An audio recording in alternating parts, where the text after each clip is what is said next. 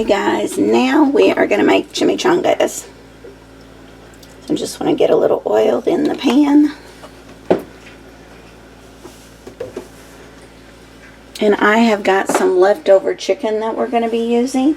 And then of course I want some onions and peppers. I'm starting with the onions and peppers in here to saute those. And those I'm going to leave a little al dente because I like a little crunch to the peppers especially.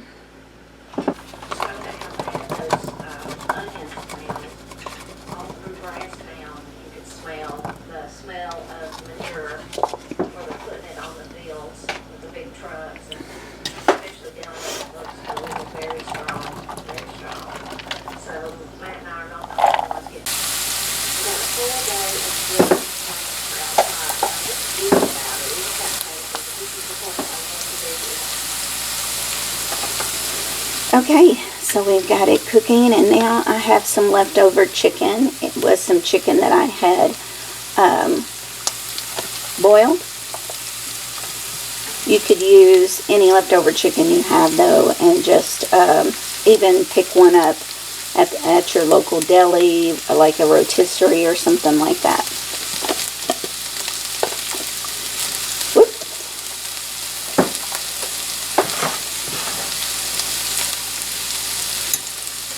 Okay, now I have messed with different seasonings and messed with different seasonings, and what I found that I like the best on my chimichangas is to get the fajita blend.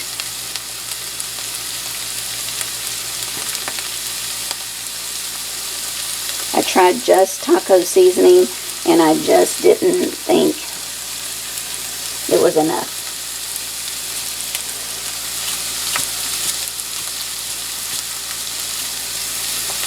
Now, I do grab a couple of pinches of the taco seasoning, but that's about it. The fajita blend seemed to do the trick. Okay. That's going to be to taste, though.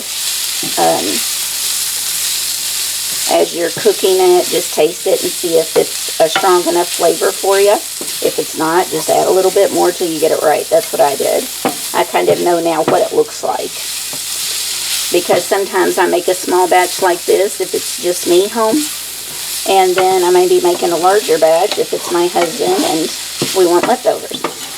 So it's all about I like to see seasoning on all the pieces.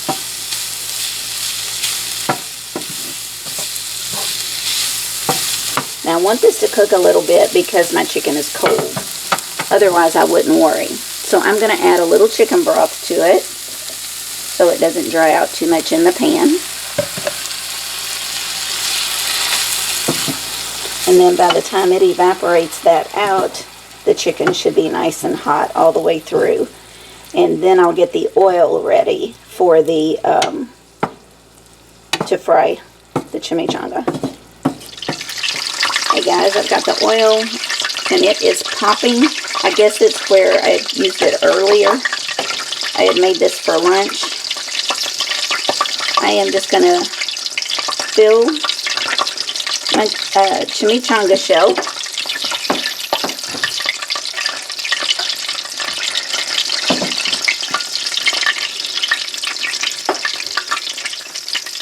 Once you have it in the middle there, you're going to want to, I made a slurry of flour and water here, and I'm just going to use that to go right around the edge. That's going to help seal this, and it's flour and water, so it's just going to cook. Okay, so from the bottom, I'm going to come up. Then I'm going to fold in again,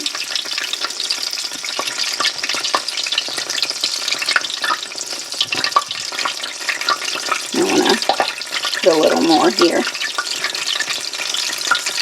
I know some people use toothpicks, but this works great.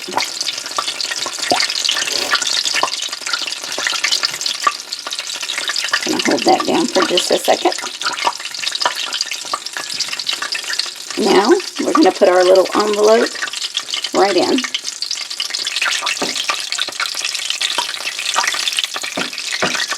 And I'm just, everything inside is cooked. Oh no, I didn't put my cheese inside. Normally, I do put cheese inside. I was trying to get it ready quickly to go in the oil and forgot. But that's okay, because I have cheese sauce to go on the outer side, so that'll be alright. But just know if you decide you want to make it, it's going to be in the recipe that you'll put cheese in with your meat mixture. And I'm literally just going to let that fry until it gets a nice golden color on the bottom. And again, that's something that's going to be preference. You might like yours browner than I like mine.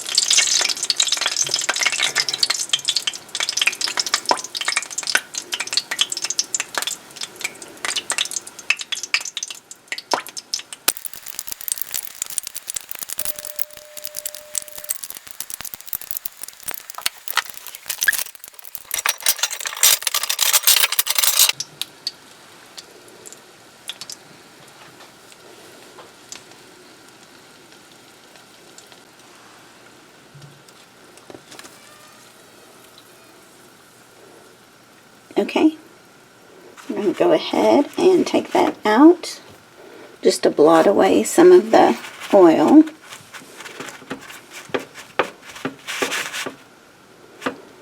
And then we'll plate it up. Alright, we are plated up and it all tastes delicious. So I will have the recipe in the description below. I may even put it up on this screen in case you want to take a screenshot, but it's all very, very delicious. See you guys later and have a great week.